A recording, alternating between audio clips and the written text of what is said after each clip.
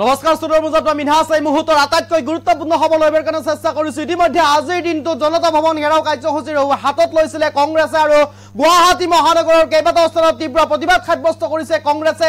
হাজাৰ হাজাৰ কংগ্ৰেছ কৰ্মী ওলাই এই প্ৰতিবাদ সাব্যস্ত কৰিছে। প্ৰতিবাদত নেতৃত্ব দিছিল অসম প্ৰদেশ কংগ্ৰেছ কমিটিৰ সভাপতি ভূপেন বৰাই আৰু নেতৃত্ব দি থকাৰ সময়তে এক প্ৰকাৰ ভূপেন বৰাক আটক কৰিছে আৰু ইতিমধ্যে আটক কৰিছে অসম প্ৰদেশ কংগ্ৰেছ কমিটিৰ সভাপতি ভূপেন বৰাক আৰু ভূপেন আটক কৰাৰ পিছতে আৰু অধিক তীব্ৰতৰ হৈ পৰিছে প্ৰতিবাদস্থলী আৰু যিসকল নেতা কৰ্মীয়ে প্ৰতিবাদ সাব্যস্ত কৰিছিল আজিৰ দিনটোত ভূপেন বৰাক আটক কৰাৰ পিছতে আৰু অধিক সাব্যস্ত কৰিছে প্ৰতিবাদ আৰু অধিক ক্ষিপ্ৰতৰ হৈছে এতিয়া প্ৰতিবাদ আৰু ইতিমধ্যে ভূপেন বৰাক আটক কৰিছে অসম আৰক্ষী আৰু এই মুহূৰ্তত ভূপেন বৰাক আটক কৰাৰ সেই দৃশ্যাংশ আমাৰ হাতত আহি পৰিছে। মই পুনে দৃশ্যাংশ দেখুৱাবৰ কাৰণে চেষ্টা কৰিছো। এয়া ভূপেন বৰাক আটক কৰাৰ দৃশ্যাংশ আমাৰ হাতত আহি পৰিছে আৰু এয়া হৈছে ভূপেন বৰাক আটক কৰিছে আৰু অতি কম সময়ৰ ভিতৰতে আটক কৰিছে ভূপেন বৰাক।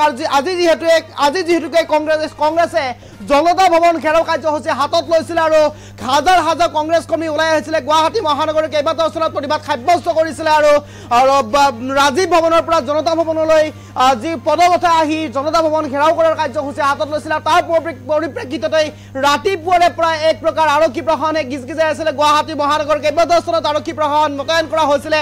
হাজাৰ হাজাৰ শ আৰক্ষী প্ৰশাসন মোতায়েন কৰা হৈছিলে। জনতা ভৱনৰ সন্মুখত নিৰাপত্তা বেষ্টনী গঢ়ি তোলা হৈছিলে আৰু তাৰ পিছতে এক প্ৰকাৰ হস্তম হৈ পৰিছিলে আৰক্ষী প্ৰশাসন আৰু ইতিমধ্যে প্ৰতিবাদ সাব্যস্ত কৰিছিলে কংগ্ৰেছে আৰু হাজাৰ হাজাৰ কংগ্ৰেছ কৰ্মী ওলাই প্ৰতিবাদ সাব্যস্ত কৰিছিলে। তাৰ পিছতে প্ৰতিবাদ চলি থকাৰ সময়তে এক প্ৰকাৰ ভূপেন বৰাক ইতিমধ্যে আটক কৰিছে আৰু এয়া হৈছে আমাৰ হাতত যি দৃশ্যাংশ দেখুৱাই আছো এই দৃশ্যাংশ হৈছে ভূপেন বৰাক আটক কৰাৰ সময়ৰ দৃশ্য আৰু ভূপেন বৰাক আটক কৰাৰ পিছতে এক প্ৰকাৰ তীব্ৰ প্ৰতিবাদ সাব্যস্ত কৰিছে কংগ্ৰেছে। এই দৃশ্যাংশ আমি দেখুৱাইছো ভূপেন বৰাক আটক কৰি লৈ যোৱা হৈছে আৰু এই মুহূৰ্তত মই পুনৰবাৰে দৃশ্যাংশ দেখুৱাবৰ কাৰণে চেষ্টা কৰিম। এম্বিয়েন্সৰ সহায়ত দৃশ্যাংশ দেখুৱাবৰ কাৰণে আমি আহ্বান জনাম পিছিআৰ টিমক।